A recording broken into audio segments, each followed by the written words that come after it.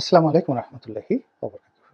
সম্মানিত দর্শক, অন্তর্বর্তী সরকারের আমলে যে সকল কর্মকাণ্ড নিয়ে মানুষ প্রথমে আশাবাদী হয়েছিল, তারপর আবার মানুষ যে সকল কর্মকাণ্ড নিয়ে হতাশা ব্যক্ত করেছে, অথবা যে সকল কর্মকাণ্ড খুবই প্রশংসা পেয়েছিল পরে বিতর্ক তৈরি করেছে, সে সকল কর্মকাণ্ডের মধ্যে সংস্কার, সংস্কার কমিশন, রাষ্ট্র সংস্কার, রাষ্ট্র মেরামত ইত্যাদি যে শব্দগুলো, যার প্রথম শুরু হয়েছে সংস্কার দিয়ে, এটি এখন বিতর্কের তুঙ্গে। এখনো পর্যন্ত সংস্কার শব্দটি গালিতে রূপান্তরিত হয়নি। আমাদের দেশে যেমন রাজাকার একটি গালি, আলবদর একটি গালি। যে কোনো মানুষকে যদি বলা হয় তুই রাজাকার, তাহলে তার মাথা খারাপ হয়ে যায়। কাউকে যদি বলা হয় রাজাকারের বাচ্চা, কাউকে যদি বলা হয় রাজাকারের নাতি, মুহূর্তের মধ্যে তার মাথার যে চুল খারাপ হয়ে যায় রাগে, ক্রোধে। তো এখন ওইরকম রাজাকার যেভাবে একটা গালিতে পরিণত হয়েছে, আলবদর আর শামস যেভাবে একটা গালিতে পরিণত হয়েছে, তদ্রূপ আগামী দিনে এই সংস্কার যে শব্দটি, এটি যেন গালিতে পরিণত না হয়, এজন্য আমি মহান আল্লাহ রাব্বুল আলামিনের কাছে আরতি জানাচ্ছি, দোয়া জানাচ্ছি। কিন্তু এটা নিয়ে বিতর্ক কিন্তু হচ্ছে। অনেকগুলো সংস্কার কমিশন হয়েছে। আমি ব্যক্তিগতভাবে একজন রাজনীতির ছাত্র হিসেবে, ক্ষুদ্র একজন বিশ্লেষক হিসেবে যতটুকু বুঝেছি, এগুলো সবই নিষ্ফল। সময় ক্ষেপণ করা এবং অশ্ব অশ্বডিম্ব প্রসব করার মতো একটি অবস্থা, ঘোড়ার ডিম এরকম। মানে এইগুলো করা হচ্ছে, দেখা হচ্ছে, কিন্তু এগুলো কোনো ফল বয়ে আনবে না। এগুলোর বস্তুগত কোনো মূল্যমান থাকবে না। এগুলো কাগুজে বাক কিংবা নেহায়েত গল্পগুজব, খোশ গল্প, আগামী দিনের রঙ্গরসের কাহিনী হবে বলেই আমার কাছে কেন যেন সন্দেহ হয়ে আসছে প্রথম দিন থেকে। এই কারণে কি হলো, আমি এই সংস্কার নিয়ে তেমন কোনো কথাবার্তা বলিনি। এই সংস্কার নিয়ে কোনো মন্তব্য করিনি, আশাবাদও ব্যক্ত করিনি, নিরাশা ব্যক্ত করিনি। এর কারণ হলো, আপনি যখন কোনো একটা বিষয়ে বুঝবেন যে এটি সত্যিকারের অর্থে একটি অশ্বডিম্ব বা ঘোড়ার ডিম, যার কোনো অস্তিত্ব নেই এবং এটি সম্ভব হবে না, তখন আপনি ঘোড়ার ডিম নিয়ে কেউ কখনো রচনা লেখে, ঘোড়ার ডিমের রং কেমন, ঘোড়ার ডিমের আকার কেমন, ঘোড়ার ডিম ভাজি করে খাবেন না সিদ্ধ করে খাবেন, তো এটি কি তিতা লাগে নাকি এটি সুমিষ্ট, এটি যেমন আপনি চিন্তা করবেন না, তো একইভাবে যখন আপনি একটা কর্মকাণ্ড বা একটা পরিবেশ পরিস্থিতি বা এটি প্রক্রিয়া, এটির পরিণতি সম্পর্কে আপনি নিশ্চিত হবেন, তখন সেই ব্যাপারে আপনার কোনো আগ্রহ থাকবে না। তো এখন আমি ভুল হতে পারি বা আমার ভ্রম হতে পারে, সেটি ভিন্ন প্রসঙ্গ। কিন্তু যেহেতু আমি প্রথম থেকেই রাজনীতি সম্পর্কে আমার যতটুকু ধারণা, এবং এই ধারণা আপনি ফেলে দিতে পারবেন না। 1986 সন থেকে, 1986 থেকে আজ পর্যন্ত কত বছর হলো? তো এই সুদীর্ঘ সময় আমি রাজনীতি খুব কাছের থেকে দেখে আসছি। সাংবাদিকতা দিয়ে আমার কর্মজীবন শুরু, এবং 1986 সনে দেশের প্রধানমন্ত্রী এবং দেশের রাষ্ট্রপতি, তাদের দপ্তরে যেতে আমার কোনো অনুমতির দরকার হতো না। তাদের সাক্ষাৎ পাওয়ার জন্যে আমাকে বসে থাকতে হতো না। 1986। তাহলে চিন্তা করুন যে সেই 86 সন থেকে রাজনীতির একেবারে প্রাণপুরুষ, সেটা বেগম খালেদা জিয়া বলেন, শেখ হাসিনা বলেন, এরশাদ সাহেব বলেন, বাম ঘরানার যারা রাজনীতি করতেন, কিংবদন্তি রাজনীতি করতেন, তাদের সবাইকে কাছের থেকে দেখার সুযোগ হয়েছে। দ্বিতীয়ত, ব্যবসা বাণিজ্য। নিজে মাল্টিন্যাশনাল কোম্পানিগুলোতে চাকরি করেছি, দেশি বিদেশি কোম্পানিতে চাকরি করেছি, নিজে ব্যবসা শুরু করেছি 1991 সালে।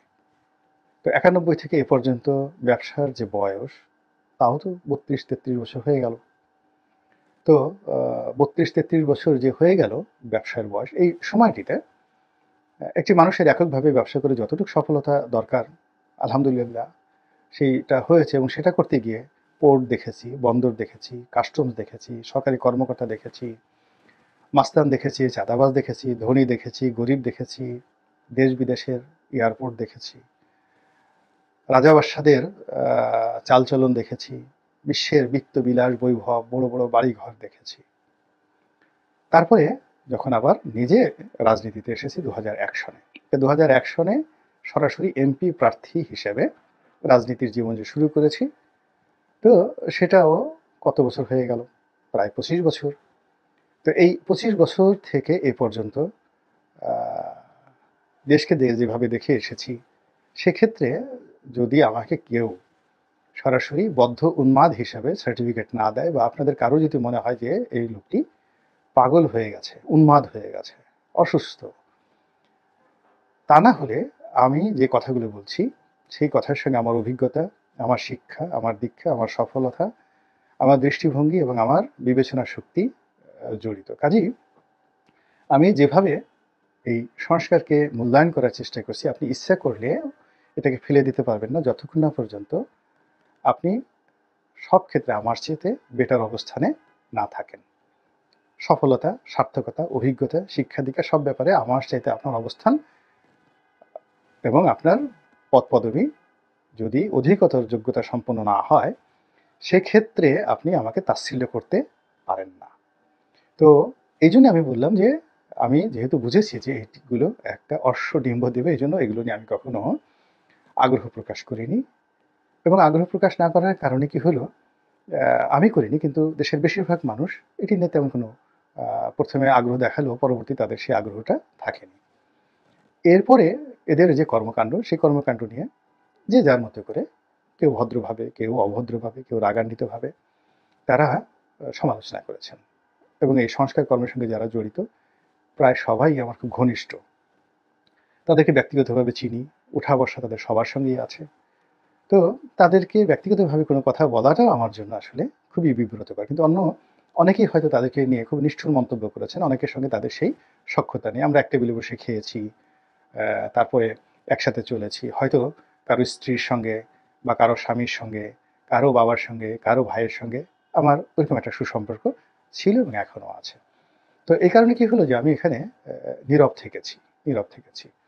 কিন্তু আমার এটা নিয়ে যদি গুরুত্ব থাকতো, আগ্রহ থাকতো, তাহলে আমি অবশ্যই বিষয়গুলো নিয়ে কথাবার্তা বলতাম।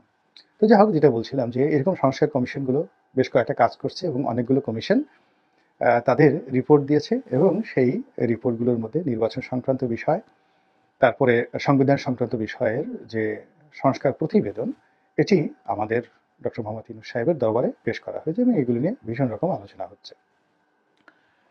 এবং এই আলোচনারও কোনো ফলাফল নেই। এর কারণ হলো, আমি আগেই বলেছি যে এই যে সংস্কারগুলো, এগুলো বাস্তবায়ন হওয়ার কোনো রকম সম্ভাবনা নেই। এগুলো দেখতে খুবই সুন্দর, শুনতে আরও সুন্দর। যারা নির্বাচন সংস্কার কমিটিতে ছিলেন তারা মোটামুটি আমেরিকার মডেলটিকে মাথায় রেখে, 2বারের বেশি প্রধানমন্ত্রী হওয়া যাবে না, তারপরে একই ব্যক্তি পার্টি প্রধান হতে পারবেন না, সংসদীয় দলের প্রধান হতে পারবেন না এবং প্রধানমন্ত্রী হতে পারবেন না, 3টি ভিন্ন জায়গাতে থাকবে। তারপর কোনো একটা এলাকাতে নির্বাচন যদি বৈধ হতে হয়, সুষ্ঠু হতে হয়, কম করে 40 ভাগ ভোটার সেখানে ভোট কেন্দ্রে যেতে হবে, ভোটে অংশগ্রহণ করতে হবে, আদারওয়াইজ সেটি বাদ হয়ে যাবে। তো ইত্যাদি নানা রকম সুন্দর সুন্দর কথা সম্বলিত একটি সংস্কার প্রতিবেদন দেওয়া হয়েছে। এবং এখানে আমেরিকার আদলে 4 বছর মেয়াদ দেওয়া হয়েছে। তো যেখানে আমাদের জন্য আমেরিকার চাইতেও সবচেয়ে গ্রহণীয় যে প্রেসিডেন্টস উদাহরণগুলো, সেটা হলো ভারতের, দ্বিতীয়ত পাকিস্তানের। এর কারণ হলো আমেরিকার যে কালচার, সংস্কৃতি, এটার সঙ্গে আমাদের মিলে না।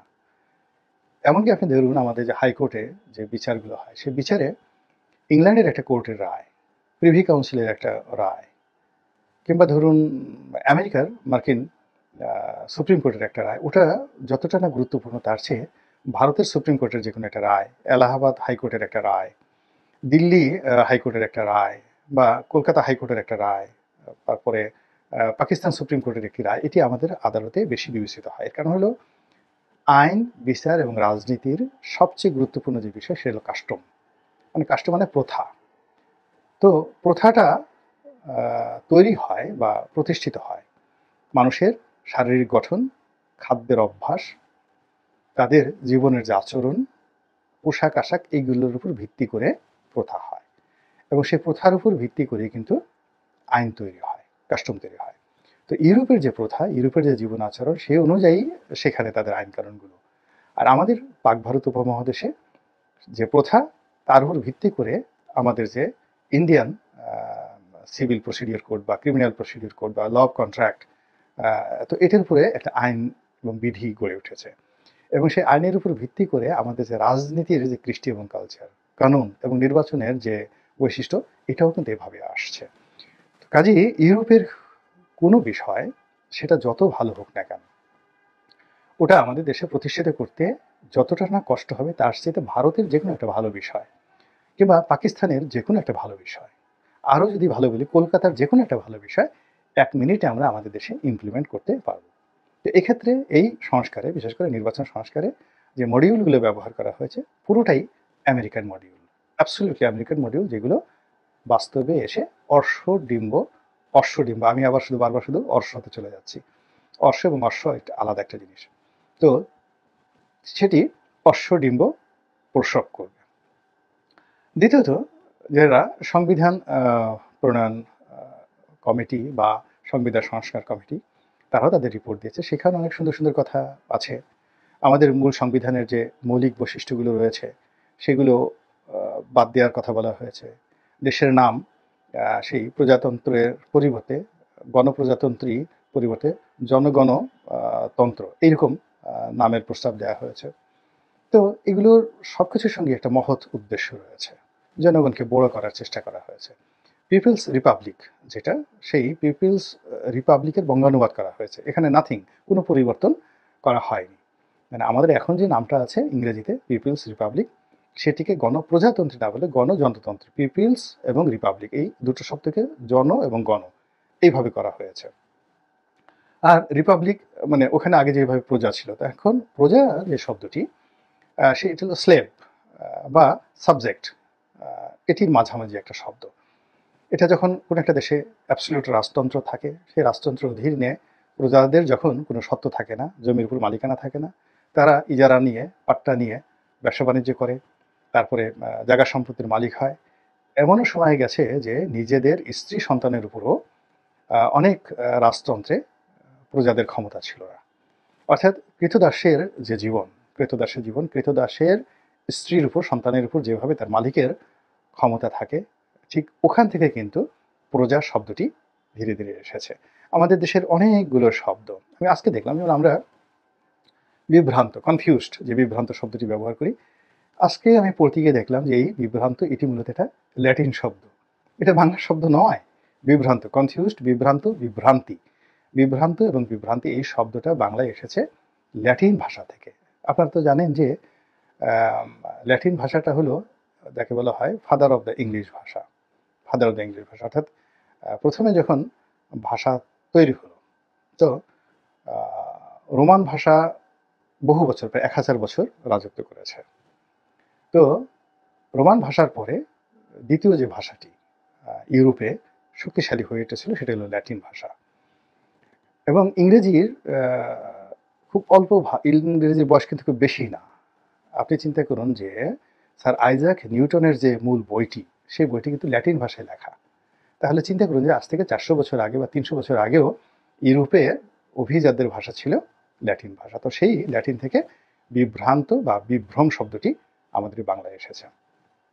এরকম অনেক কিছু মানে মিক্স আপ হয়ে যায়। তো সেক্ষেত্রে এই যে এখন সংবিধান নিয়ে, জাতির পিতা নিয়ে, জাতিসত্তা নিয়ে যে বিতর্কগুলো তৈরি হয়েছে বা যে কথাগুলো তৈরি হয়েছে, এগুলো আলটিমেটলি কোনো পরিবর্তন হবে না, কিন্তু একটা বিতর্ক সৃষ্টি হবে। এবং আমাদের যে রাজনীতি, সেই রাজনীতিতেই মানে যেটিকে আমরা আঞ্চলিক ভাষা বলি গিট্টু, ইংরেজিতে আপনি যদি বলেন কমপ্লেক্স, সেই কমপ্লেক্স তৈরি করে ফেলবে, ফান্ডামেন্টাল কমপ্লেক্স তৈরি করবে, একটার সঙ্গে আর একটা লাগিয়ে দেবে। এর ফলে কি হচ্ছে, গণতন্ত্র দূরে চলে যাবে। মানুষজন একদল বলবে আমাদের জাতির পিতা গেল কই, জাতির পিতা ছাড়া তো জাতি হয় না, এবং তাদের সংখ্যা কম নয়। আর একদল বলবে যে ইসলাম গেল কই, বিসমিল্লাহির রহমানির রহিম গেল কই। আর একদল বলবে যে এখানে তো শুধুমাত্র গণতন্ত্র ছাড়া অন্য কোনো কিছু নেই, তো জাতীয়তাবাদ গেল কই, ধর্ম গেল কই। তো এগুলো নিয়ে যদি বিসংবাদ শুরু হয়ে যায়, তাহলে সময় ক্ষেপণ হবে, দ্বন্দ্ব হবে, সংঘাত হবে। এবং যেহেতু এই মুহূর্তে বাংলাদেশে কোনো রাজনীতি নেই, এবং এই দেশে এই মুহূর্তে কোনো সর্বজন শ্রদ্ধেয়, সর্বজন গ্রাহ্য ন্যাশনাল লিডার নেই, দিস ইজ দ্য ফ্যাক্ট।